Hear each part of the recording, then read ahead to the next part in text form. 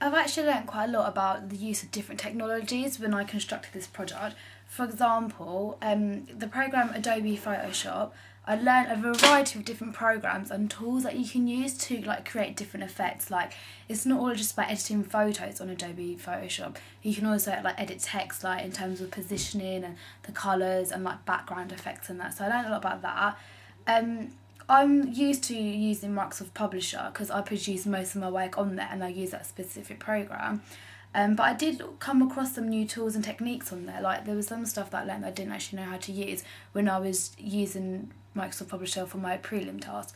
For example, I learned that if you click on an image, you can send it to the back so that you can write text on top of the image, whereas I didn't really know that before.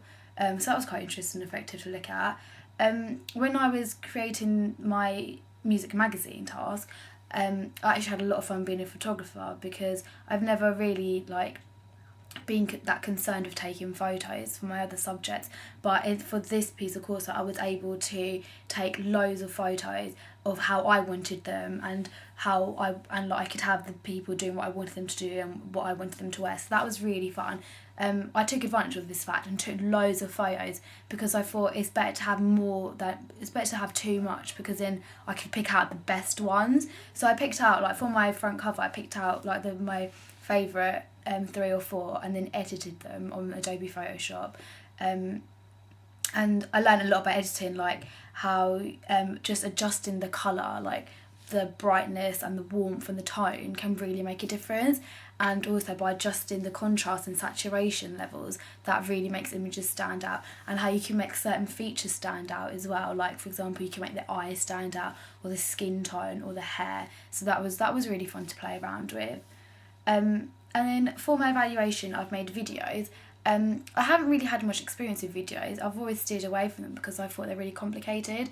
And to be honest, I think there's pros and cons of using videos because although it might sound like quite straightforward, like you just stand there and film something, it is quite a long process. Like this, for example, for my evaluation, I've made videos, but it didn't stop there. I've then had to upload them onto my laptop. After doing that, I've had to convert them into supporting files, and then I've had to upload them onto YouTube, which has sometimes taken up to 3 hours to do. And then once I've done that, I've had to put them onto a website, so I've had to create a website.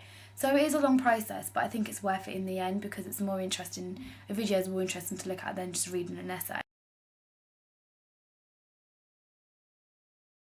Another technology that I learned when constructing this project was about blogs, and I've never kept blogs before in my life, so I found that was quite interesting and different, and it's really easy as well just to keep an online blog because you can log on and log off at your own pace. Like you can go on it whenever you want to, you can write as little or as much as you want, and you can make it private or you can make it so everyone can see it.